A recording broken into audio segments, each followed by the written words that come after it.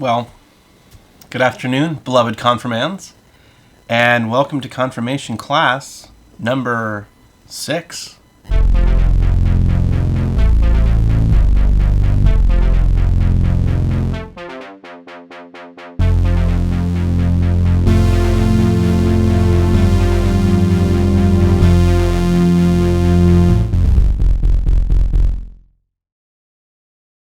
All right.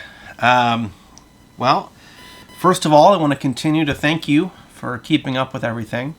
It's been great getting your homework and sermon notes and hearing how everything's going. So keep up the good work with that, and I look forward to hearing more as we progress through this final leg of the year. A little housekeeping as we begin. This will be our last class in this format until at least Easter. But this Easter bunny likes to ride. Lent is coming up, starting next week, Ash Wednesday. And I expect you to be present for Ash Wednesday worship.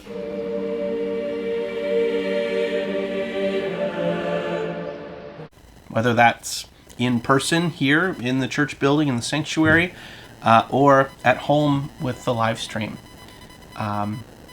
This is one of the most important services of the year, and one of the times when we prepare for this holy season, that we walk with Jesus through many hardships toward his death, through his death, and beyond into resurrection life. These are some of the most important months of the whole church year, as they help us interpret what it means that we are people who are also brought from death into resurrection life. I know that's a lot of churchy words, so but that's why we do this every year, and why we tell these stories again and again and again, because there's so many layers to them all. So that's ahead. And then after Easter, we'll pick up with more classes. Let's jump for joy, jump for joy. Maybe on video, maybe another format, depending on what COVID is doing and all that. So, but I'll keep you posted, and we'll go from there. But now, okay, so that's housekeeping done. Let's jump into the lesson. We continue today with the Apostles' Creed. All right, we've got the small catechism. We've made it through a lot of this, and you've been awesome. We've made it through the 10 Commandments, and we're making it through the Apostles' Creed. This is the last part of it.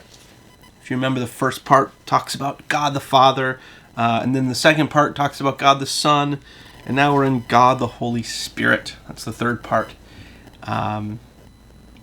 We started out talking about how the three persons of God are all part of one God, but are three different persons, each unique, but yet each part of God, parent, child, spirit, and that they dance together. They're in relationship with one another.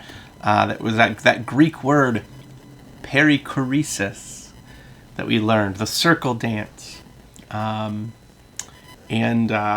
So just as we learned that God the parent creates us, has created us, and that God the child, God in Jesus, has redeemed us, has brought us into God's fullness, and the fullness of our humanity.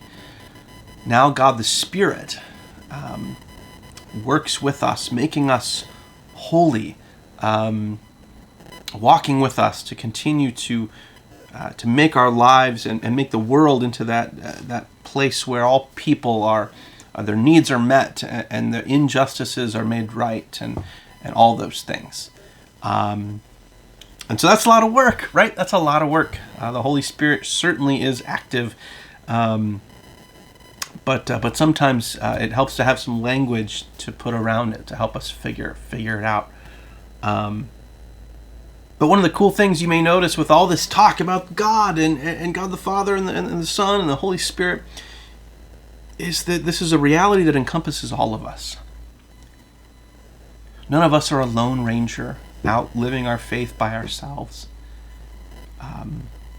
God's action, God's presence with us is a part of a community, that we live out our faith together with one another.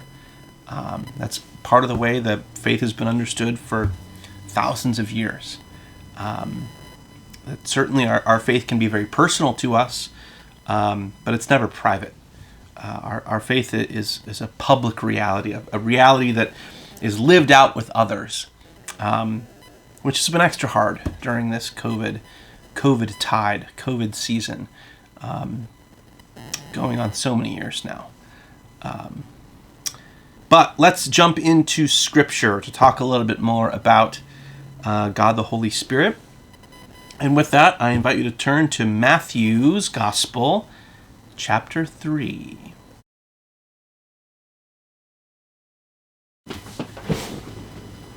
All right, I've got Matthew's Gospel pulled up here in the New Revised Standard Version. This is the version we use in worship. And I want you to turn to Matthew chapter 3, beginning with verse 11. This is towards the beginning of the Gospel. And remember, the Gospels tell the story of Jesus and his ministry and why it's good news for us. And we'll go to verse 17. So I invite you to follow along with me with your Bible at home.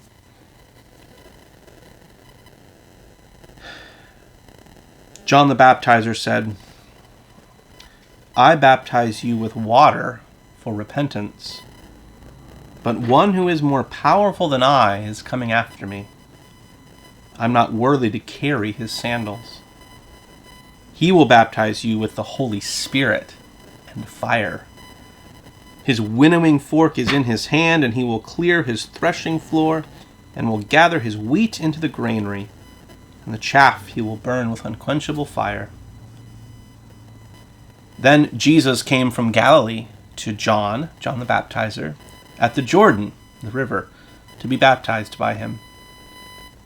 John would have prevented him, saying, "I need to be baptized by you, and do you come to me?" But Jesus answered him, "Let it be so now, for it's proper for us in this way to fulfill all righteousness." And then he consented.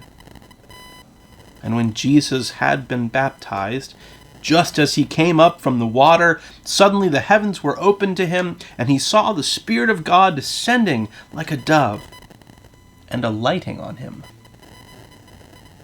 And a voice from heaven said, "This is my Son, the Beloved, with whom I am well pleased."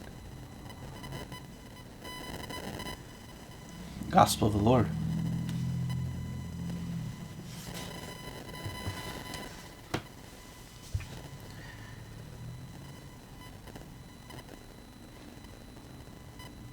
We believe, we trust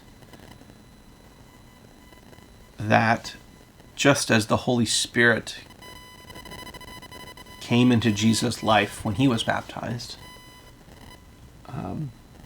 that the Holy Spirit also comes into our lives when we are baptized. And then the Holy Spirit lives in us and is a part of us. And reminds us that just like Jesus was well-pleasing to God, so are we. God loves us, and nothing can take that away. And the cool thing about the Spirit, the Holy Spirit in us, is that it brings out gifts. Gifts that we can help give to others to be part of this community that we talked about earlier. The Apostle Paul talks about these gifts in his letter to the Galatian churches in Galatia. And he says, the fruits of the Spirit, the fruits that the Spirit bear, like a tree that makes fruit, the Spirit makes fruit, things that grow in us. Those things are love, joy, peace, patience, kindness, generosity, faithfulness, gentleness, and self-control. And we as the church have kind of long understood that these fruits of the Spirit are gifts that we give to one another, and that the Spirit makes possible in us. And